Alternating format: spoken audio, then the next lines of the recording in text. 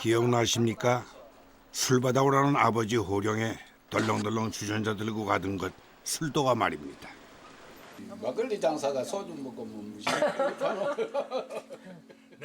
근데 그 사람 많이 청도군 금천면의 동곡 양주장은 칠순을 넘긴 주인장보다 더 나이가 많답니다. 80년의 세월 동안 막걸리와 동동주만을 빚어왔으니 그 전통과 명성이라는 게 어디 하루아침에 쌓였겠습니까? 청도 운문산 맑은 물에 까다롭게 빚어 늦게 가면 다 팔리고 없다는 말이 있을 정도라는군요. 가던 길도 멈추고 한 잔 걸치는 탁배기 한 사발. 이게 또 사는 맛입니다. 안 하시고요. 예, 가시다. 어디 감칠맛 나는 동곡 막걸리 양조 비법 좀 살펴볼까요? 우선 밀가루를 찌는군요.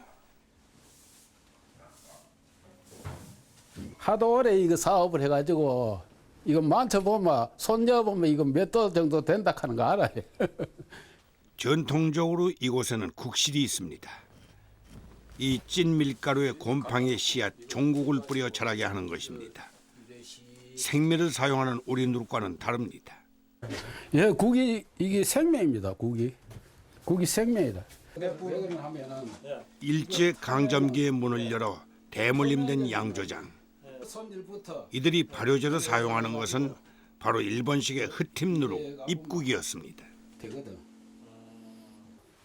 입국을 선호하면은 곡자보다가 발효가 더 잘 되고 또 곡자 저거는 이어나 보면 발효 늦거든요.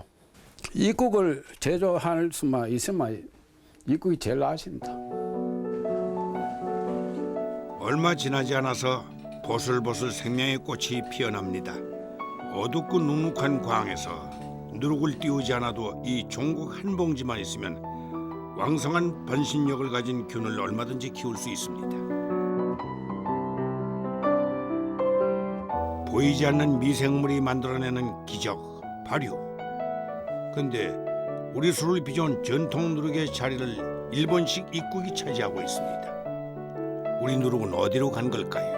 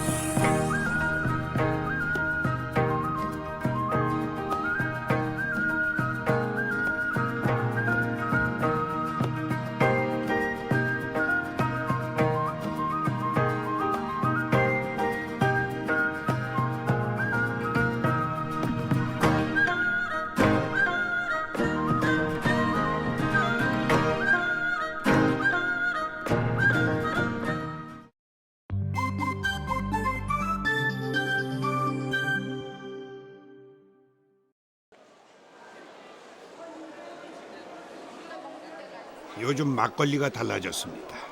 아니, 사람들이 막걸리를 달리 보기 시작했다고 해야 할까요? 지난해 처음으로 열린 막걸리 엑스포는 세련되고 다양한 막걸리를 선보이며 바야흐로 막걸리의 새로운 전성시대를 기대하고 있습니다.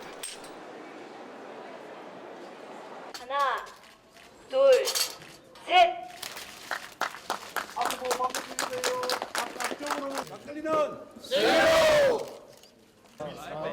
풍부한 영양 음료로 세계인의 입맛을 사로잡기 위한 다부진 첫걸음도 디뎠습니다. 그뿐입니까? 우리 햅쌀로 막걸리를 제대로 빚어보자는 이색적인 행사도 열렸는데요. 그야말로 선술집 찌그러진 주전자에 소박하게 담아내던 막걸리가 그 편견을 걷어내고 와인과 맥주, 소주 시장까지 넘보고 있습니다. 한국의 술 막걸리가 다시 태어나고 있는 걸까요?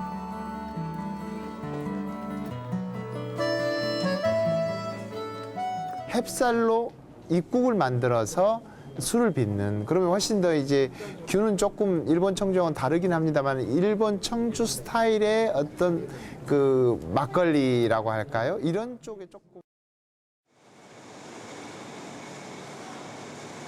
그 술 이름 한번 거창한 불로 막걸리를 생산한 대구 탁주 옆에 1970년대 49개의 양주장이 통합되면서 이처럼 대량 생산 공장이 되어버렸습니다. 여기 고두밥에 뿌리는 것은 백국균입니다. 술을 보다 빨리, 보다 많이 만든 데는 그야말로 으뜸이라는군요. 곰팡이 중에서 발효력이 가장 센 놈으로 골라냈으니 이것저것 섞인 누룩보다 훨씬 술 빚기가 쉽습니다.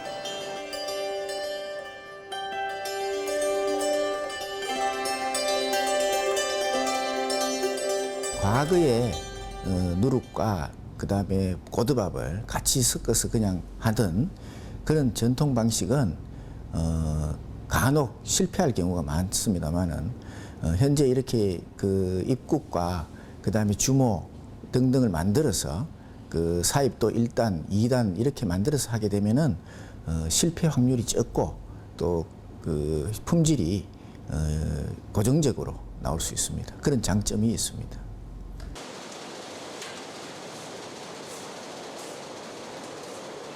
그야말로 일일이 손으로 안 한다 뿐이지 거의 일본식 입국 방식과 동일합니다.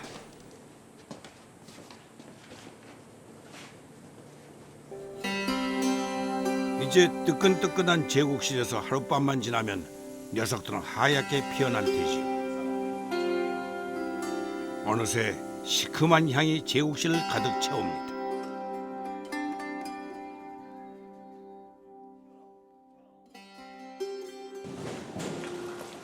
국이 준비되면 이제 술을 담글 차례입니다.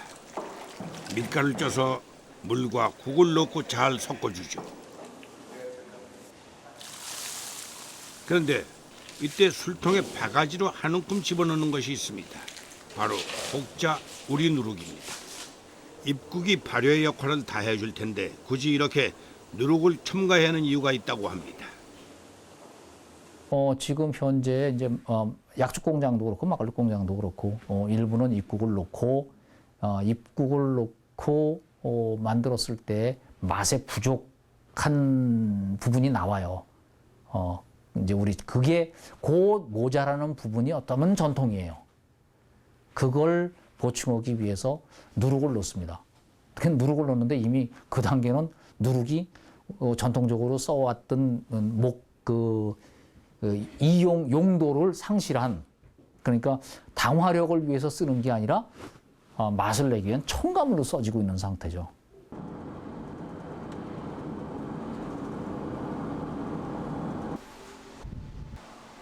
우리나라에서 가장 오래된 술도가 일제강점기 일본식 사케 청주 공장에서 해방 후에는 막걸리 공장으로 옮겨 많은 것이 일본식 그대로인 그야말로 살아있는 술 박물관입니다.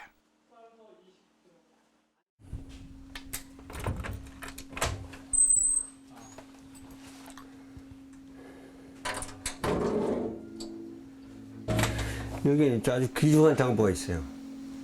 옛날 그 주식회사 원장하고 주식회사 대장하고 80년 전 양조장의 내력이 고스란히 드러납니다. 원장은 최초에 한국 사람이 많이 들어가 있네요. 여기 그러면 일본 사람, 이것도 한국 사람이고 일본 사람.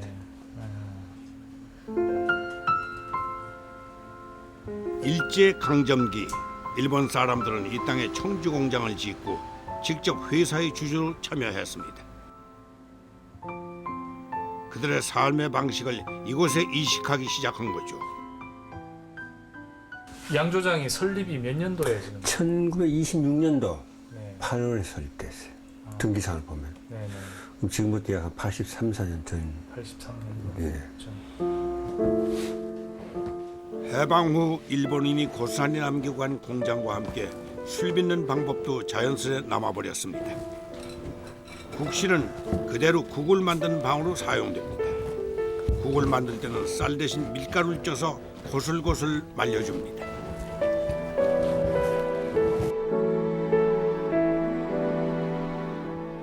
거기에다 이 종국 한 봉지를 탈탈 털어놓고 잘 버무려주면 균은 스스로 자랍니다.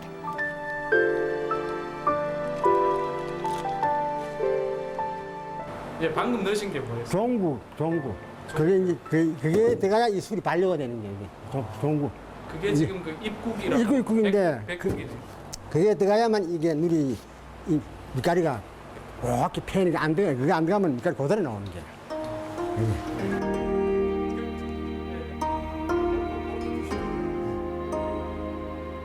습하고 침침한 방에서 달포 가까이 띄우고 말려야 곰팡이가 피는 우리네 누룩과는 달리 종국과 잘 섞어서 상자에 두면 이틀만 지나도 노랗게 균이 올라와 술을 빚을 수 있게 됩니다.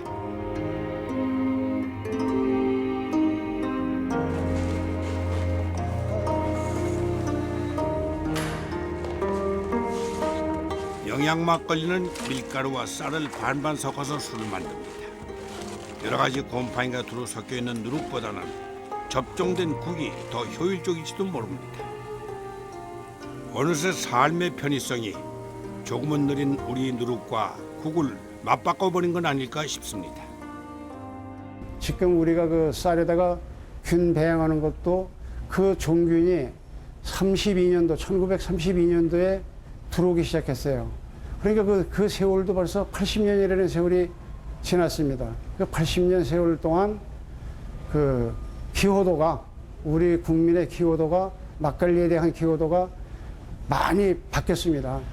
그래서 지금 심지어는 젊은 층이나 그 곡자에 그 향수가 없는 사람들은 곡자술을 만들어 놓으면 이게 무슨 양 냄새가 이렇게 나냐 이런 오판도 합니다.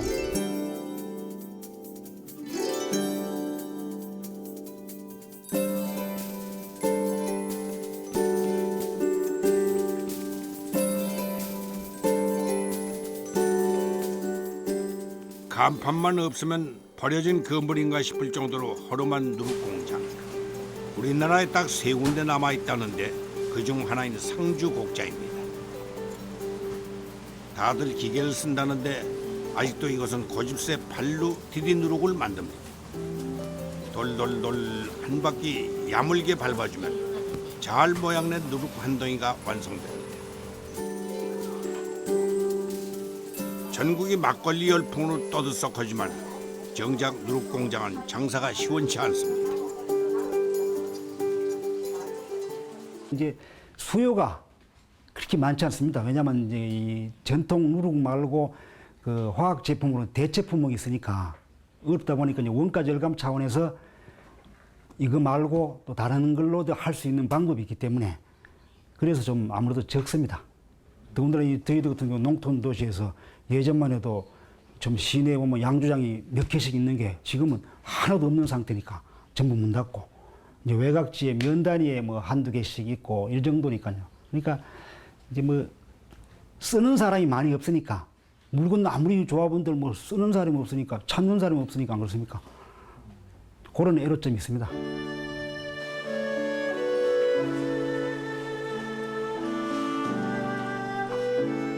수천 년 동안 우리 누룩은 우리 술의 운명과 함께 했습니다.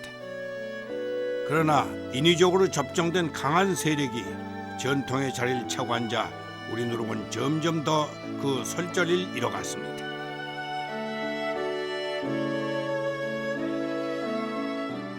갖가지 재료로 다양하게 빚던 누룩도 이제는 밀누룩만 남아 있습니다. 과거 다채롭고 멋진 풍미를 가진 우리 누룩은 어떻게 사라지게 된 걸까요?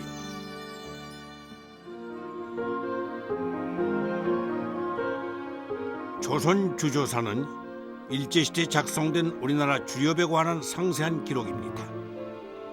당시 재정권을 움켜쥔 총독부의 재무국장은 술에 세금을 매겨 통치의 수단으로 삼았는데요. 1909년 2월 일제는 주세법을 공포하고 면허제를 도입해서 술빚기를 제한합니다.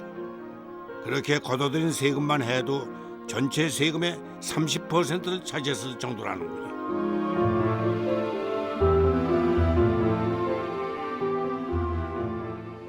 당시 조선에서 가양주 형태로 빚었던 양주장들이 전부 일본주와 입국 방식으로 공장을 바꿔가기 시작하고 궁극에는 집에서 빚었던 조선주 가양주들도 완전히 단절시켜버리는 면을 중지하고 전부 일본 입국 방식으로 전환해 본 게 34년경입니다.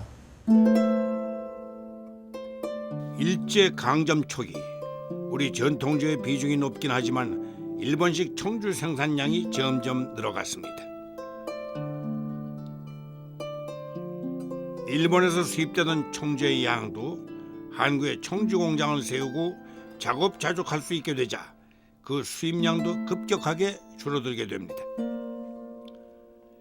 결국 일본 방식의 술빚기가 이 땅에 이식되면서 우리 전통 누룩도 그 설자리를 잃게 됩니다.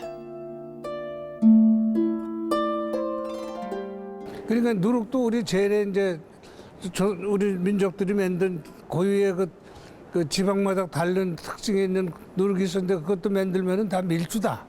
이런 식으로 해가지고 통제를 해서 이제 곡자회사라는 걸 만들어가지고 통일한 술이 나왔기 때문에 좋은 술이 나올 수가 없었습니다. 그래가지고 이게 해방되고 나서 이제 또 전통주가 개별적으로 뭘 해야 되는데 주세법에 묶여가지고 지방에 있는 술이 서울로 못 오고 그러니까 묶여있기 때문에 술이 발전할 수가 없었어요. 원활한 통치를 위한 수단으로 도 단위로 통합된 곡자 공장은 점점 그 숫자가 줄어들면서 최근 3군데가 그 명명만 유지하게 됐고 발효제 자리를 일본식 입국이 차지하게 됩니다.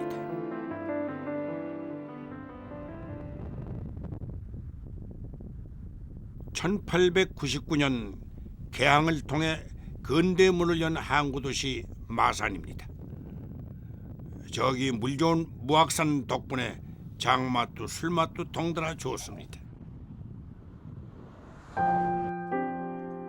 도시 건축문화사를 연구하는 허정도 씨에 따르면 마산이 술의 도시로 유명해진 건 바로 일제 강점기 시절 청주 공장이 들어선 뒤부터랍니다. 1920년대 초만 해도 청주 생산량이 부산에 미치지 못했는데 1928년부터는 부산을 제치고 지역별 주조 생산량의 1위를 차지하게 되죠. 마산은 1899년에 개항이 되었습니다.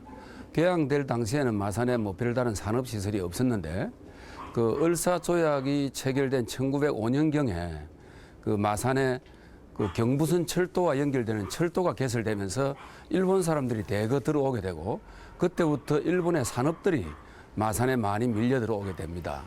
그중 대표적인 산업이 소위 주조산업 양조장입니다.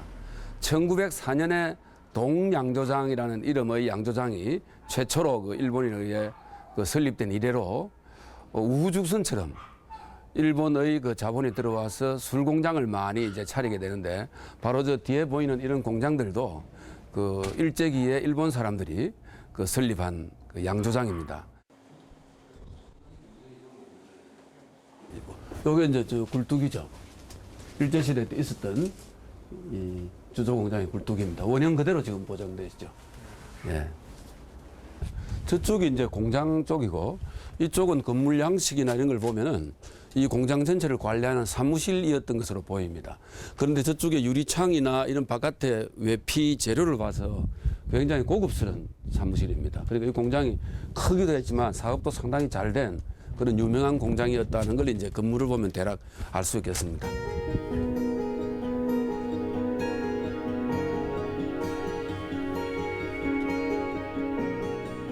현대적 건물 사이사이 역사의 흔적들은 저리도 칭칭 동요매해진 채 남아 있습니다.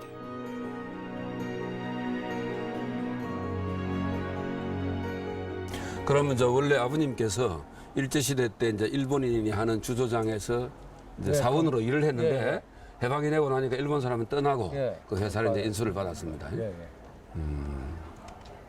옛날에 아마 이 집은 이 일대에서 제일 고급집이 해방 후에도 이곳 주조 공장 건물은 70년대까지 술을 만들어 팔았다고 합니다.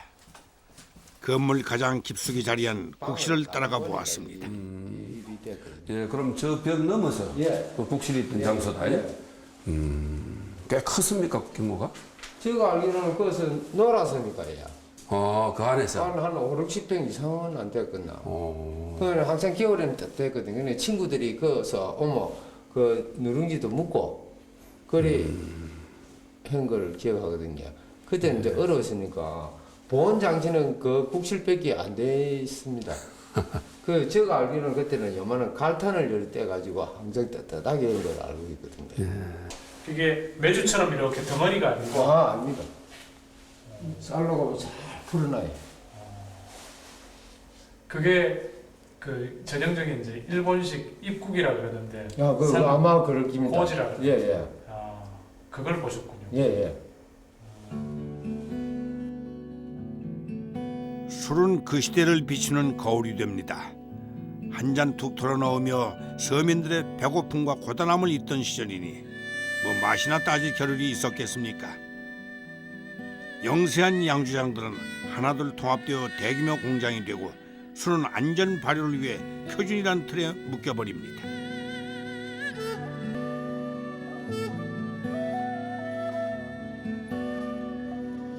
몸집이 커지고 술 많이 만들어내야 하는 막걸리 공장을 위해서 이렇게 교본까지 만들어서 안전한 술 만들기를 권장했습니다.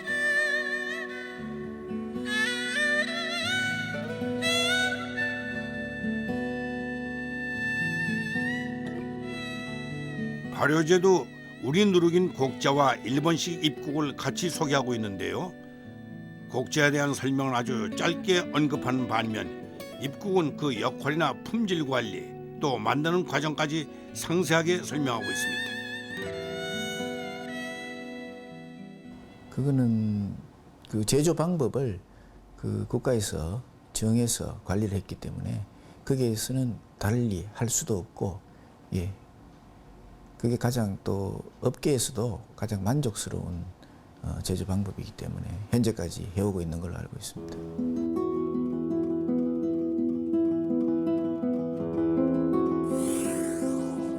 일제강점기 주세법이 시행된 이후 발효제에서 누룩의 역할은 점점 작아지더니 아예 90년에 와서는 누룩이라는 이름조차 국으로 흡수됩니다.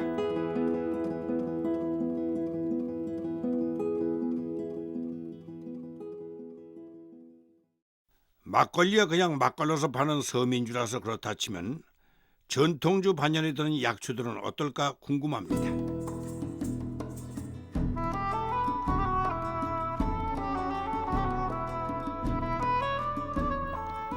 삼국시대부터 빚어온 금산 인삼주는 이곳 충남의 무형문화재로 지정된 전통주입니다. 고두밥에 5년근 인삼과 누룩을 잘 버무려 주는데요.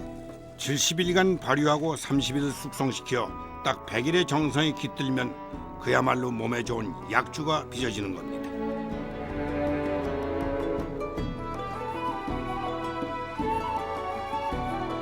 그러나 손으로 빚을 때와는 달리 기계로 뽑아내는 양산된 인삼주가 될 때는 모든 것이 자동화됩니다. 이것은 입국을 만들어주는 제국기입니다. 파종까지도 이제 해서 이 자체에서 입국까지 생산을 할 수 있는 이런 시스템을 가지고 있는 말의 기계입니다. 그래서 이건 뭐 이렇게 손으로 파종만 이렇게 해줘서 예를 들어서 입국이 될 수 있게끔 입국으로 술을 하면 빨리 술을 만들 수 있고 이제 누룩으로 하면 이제 좀 그 시간이 좀 오래 걸려가지고 발효를 시키는 이제 그런 이제 그게 있거든요. 그리고 이제 맛 자체가 이제 우리 같이 나이가 좀 들은 분들은 곡자로 한 것을 아주 선호를 하고 이제 좀 지금 신세대 20, 30대 이제들은 쌈박하다고 해가지고 좀 입국으로 하는 이제 술들을 서로 하거든요.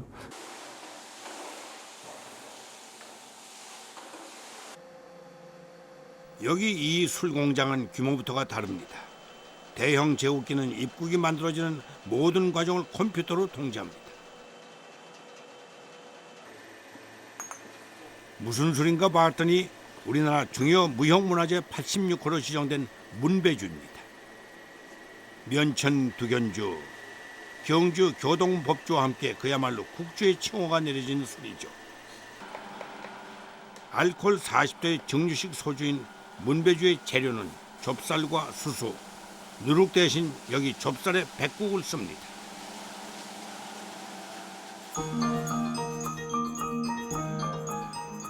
좁쌀에 핀 균들, 전통 누룩의 자리를 대신하고 있습니다.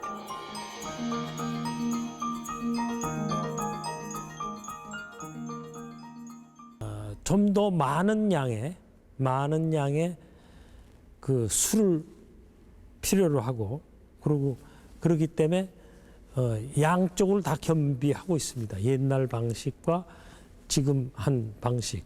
아주 그 옛날 방식이다 그러면 밀을 해가지고 누룩을 만들어서 그걸 물누룩을 만들고 덮밥을 집어넣고 그렇게 해서 이제 술 만들지만 지금 현대에 좀 가까운 방법이라면은 백국, 종국을 써서 이제 하는데 별 차이가 없습니다. 그런데 좀 더 술 양이 많아지는 건 사실이죠.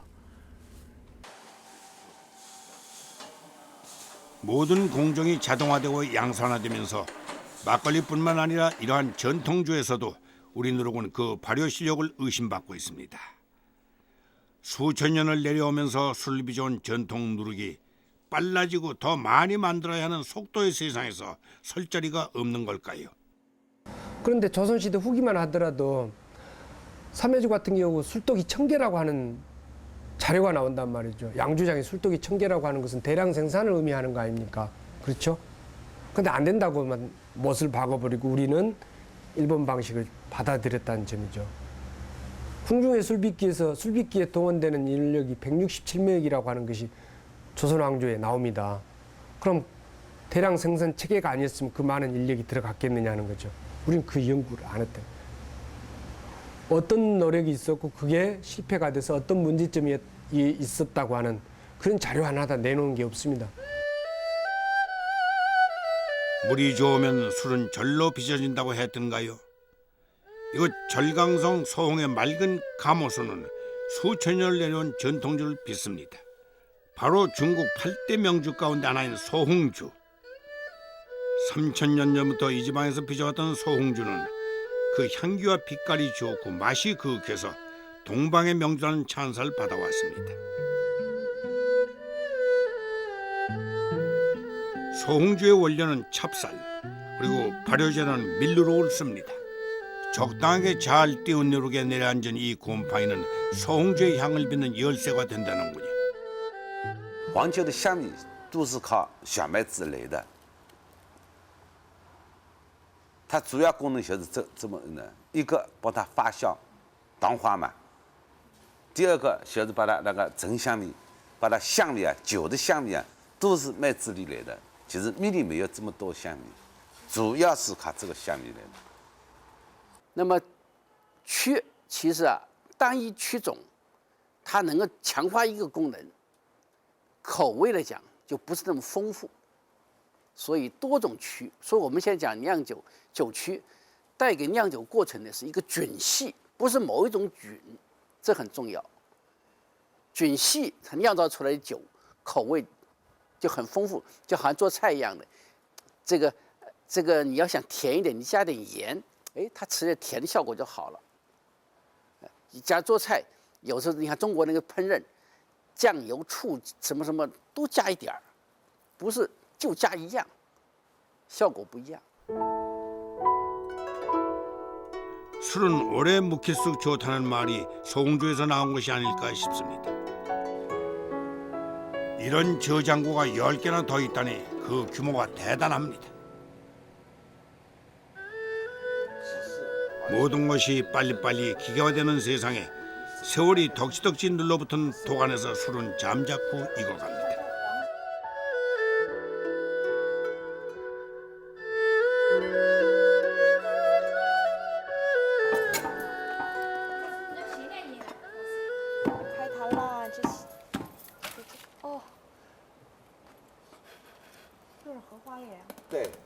주둥이를 감싼 것은 연잎이랍니다. 소홍주는 전통 방식으로 전 공정이 수공으로 이루어진답니다. 10년이 넘는 인고의 시간을 견뎌낸 술은 비로소 3000년 송인의 자부심, 소홍주가 되는 것입니다.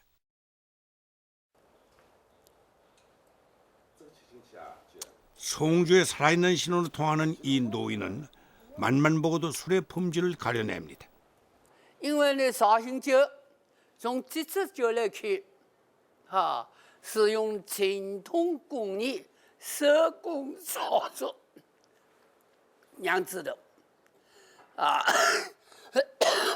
因为这套操作啦，它这个特点呢，发酵时间长，发酵时间长，发酵时间长呢，它的酒颜色呢清，有光泽，香，发酵时间一长呢，香气更加浓郁，再更加浓郁，味发酵时间一长呢，味鲜而稠爽口。这是绍兴酒的特点，传统工艺手工操作酿造的特点。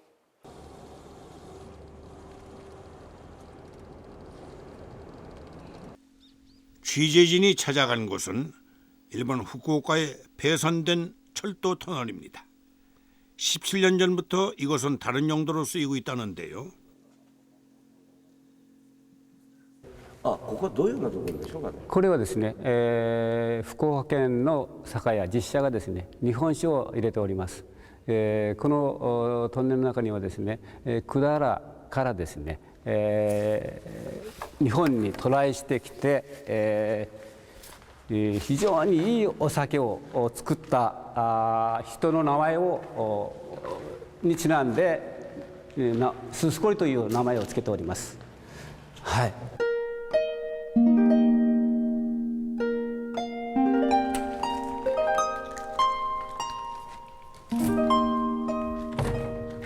묵직한 철문이 열리면 터널 속에서 서늘한 기운이 밀려옵니다. 어둑한 기운을 걷어내고 차곡차곡 쌓인 술병들이 보이기 시작하죠. 세월이 거뭇하게 내려앉은 술병들은 빨리 만들고 단숨에 마셔버리는 세상에 술은 세월에 익히는 것이라고 속삭입니다. 이곳에서 길게는 10년, 최소 5년 이상을 묵혀둬야 비로소 순비고주 수수골이라는 이름을 붙이고 전국으로 팔리게 됩니다.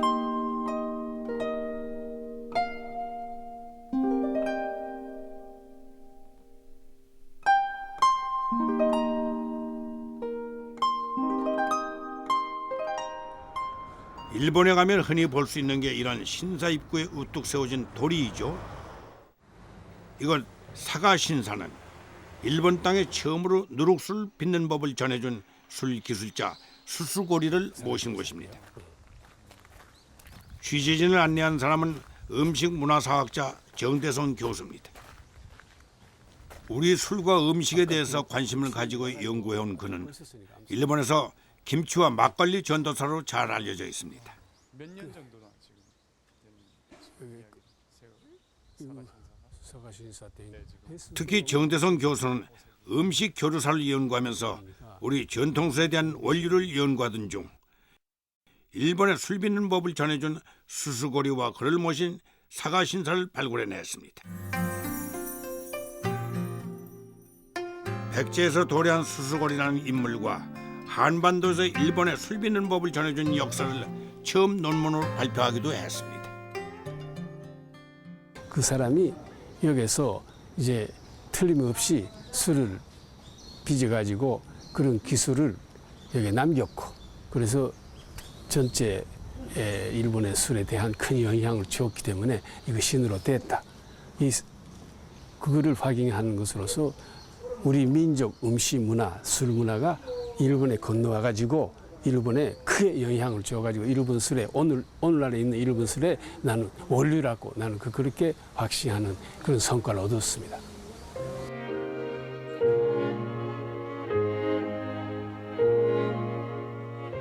당시 백제에서 건너온 술 기술자는 형제로 이들을 모신 사당은 중요 문화재로 지정되어 있습니다. 밥을 씹어서 항아리에 담아 술을 빚었던 일본 땅에 누룩을 써서 술을 만들 수 있게 되면서 이곳의 술은 기술적인 혁신이 일어난 것입니다.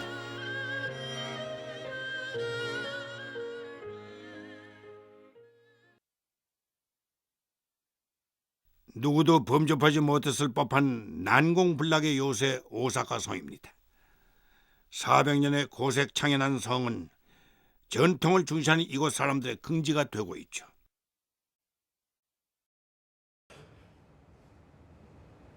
인근의 종국 회사를 찾아가 보았습니다. 여기도 대대로 가업을 이어 150년의 전통을 자랑하고 있다는군요. 이 방이 바로 그들의 보물 창고. 바로 누룩을 만드는 씨가 숨죽여 자라는 것입니다.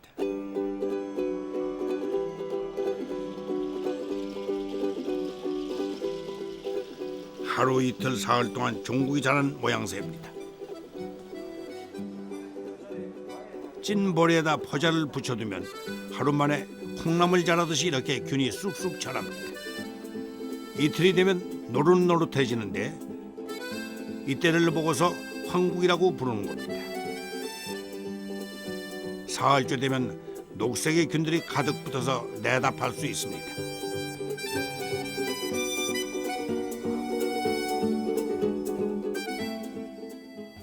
うちの会社は1855年の創業です。でその頃は麹だけを売っておりました。で明治の中期以後麹だけではなかなか商売を隆盛にやっていけないので、この種麹の方も手がけて種麹の方、今は種麹専門の会社になっております。でじゃあ社長は今何代目になるんでしょうかね。6代目になります。 6代目。 はい。 콩나물을 키우듯 곰팡이를 키워서 파니 종국에는 콩나물, 즉 모야시라는 재미있는 별명이 붙어 있습니다. 150년 집안에 눅진하게 내려앉은 균이 어디 한두 개겠습니까? 술의 종류에 따라 다양한 종국균이 있고 술뿐만 아니라 된장, 간장, 낫또를 만들 때 쓰는 균도 따로 분리해서 생산하고 있습니다. 일찍부터 미생물 연구가 활발했지만 그 이전부터 경험과 노력으로 균을 다뤄오면서 발효에 필요한 모든 균들을 상품화합니다.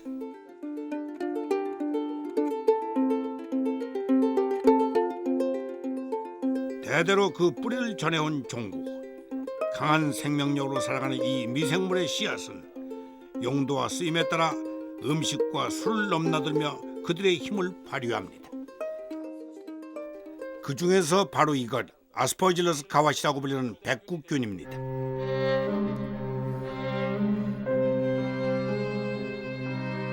지금까지 보았던 우리 시골 양조장에서 쓰던 바로 그 균입니다. 근데 원래 이 백국균은 본격 소주라 하여 정류식 소주에 쓰이는 균입니다. 근데 우리는 그 쓰임도 가리지 않고 막걸리에도 막 쓰고 있다는 겁니다.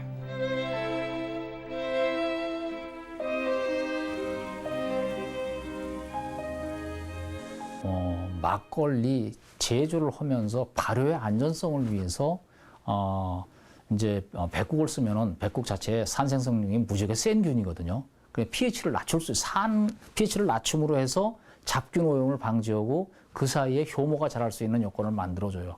그러니까 백국을 쓰는 이 출발은 애초에 안전 발효를 위해서 썼었는데 그 결과물로서 나온 그 막걸리가 신맛이 강한 막걸리가 됐고 그걸로 이미 오랫동안 그렇게 만들어 온데 마시던 사람이 수능이 돼서 막걸리는 당연히 신맛이 있고 톡 쏘는 맛이 있는 걸로 인식이 돼서 그렇게 된 거고 지금 현재 이제 막걸리 맛이 그렇게 바뀌어 버린 거예요. 우리 전통 누룩 가지고 만들면은 절대로 그렇게 신맛이 나오지 않습니다. 그런데 뭐 지금 훈련의 효과라고 할지언정 지금 막걸리 맛이 그렇게 돼 있기 때문에 누룩을 써서 만드는 막걸리조차도 이제 신맛을 넣어야 돼요.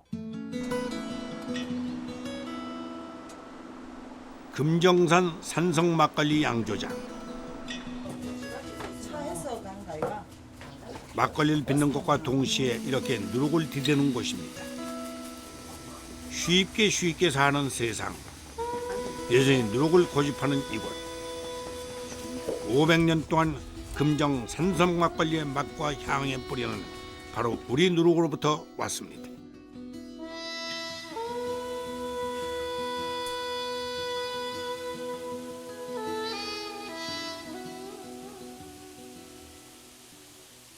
아무래도 저희 누룩은 그 옛날의 그 순수한 맛을 낼 수 있고, 특히 그 누룩 각 지방마다 그 누룩이 있기는 조금씩 있는데 우리 누룩에서는 누룩 가지고 그 술을 담게 되면은 오감을, 그러니까 뭐 단맛, 쓴맛, 짠맛, 뭐 신맛, 그것을 오감을 느낄 수 있는 그 술맛을 내는 것이 우리 누룩이라고 볼 수 있겠습니다.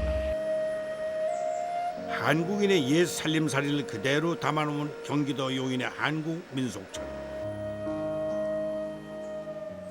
이곳에는 동동주 양주장이 있습니다.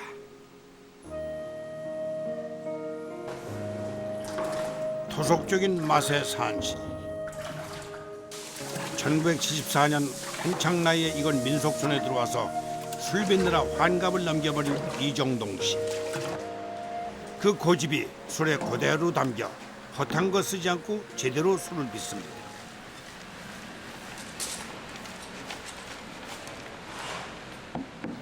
누룩도 우리의 것 그대로입니다.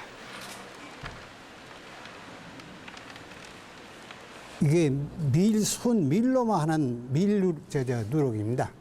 밀로요. 전통 발효 누룩. 예, 발효 누룩인데 제가 이 술을 꼭 34년을 했는데 저는 발효제를 여지껏 미련하게 이 누룩밖에 안 써봤습니다. 술하고 누룩은 저 친구는 오래 갈수록 좋다 그랬는데 어떻게 하면 오랫동안 그 변함없이 발효시키느냐에 따라서 향, 청량미가 훨씬 더 많이 생기거든요.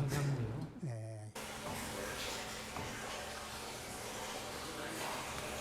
30년 지기 동동주가 쪼르륵 떨어질 때 그 반감이란 어떻겠습니까? 친구를 대하듯 술을 만져왔으니 이 술맛을 보려고 일부러 찾아온 단골들이 생기는 거겠죠.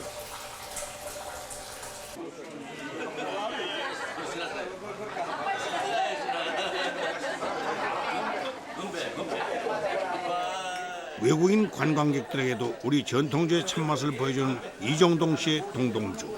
친구 같고 애인 같은 호리한 술병 속의 그윽한 향기. 그 맛이야말로 우리 전통이고 살아있는 천년의 향입니다. 이 술을 만들 때도 여유 있는 마음을 가질 때 좋은 술이 나온다고 보거든요. 그런데 요새 보면은 이윤을 초과하기에 너무 급하기 때문에 좋은 술이 안 나오지 않느냐. 좀 더 여유 있는 마음을 가질 때 좀 좋은 술이 나올 것이다. 이런 기대를 해봅니다. 우리의 술은 문화요 곧 전통입니다. 그런데 100년의 단절 속에서 우리는 변형된 전통을 전통이라고 맛보고 살아온 것은 아닐까요? 전통적으로 누룩만 가지고 만든 막걸리를 지금 입국 가지고 만든 막걸리하고 맛을 비교하라고 했을 때 어느 쪽이 더 선호도가 높을 것 같은가요? 그거 입맛이 길들여져 있어서 요즘 입국 가지고 만드는 쪽으로 갈 겁니다. 이 땅에 깃들어 내려앉은 작은 생명들. 그들의 강인한 생명력이 피워낸 누룩이야말로 우리네 삶을 넉넉하게 만들어준 진정한 맛과 향. 우리의 문화유산임을 우리는 잊지 말아야 합니다.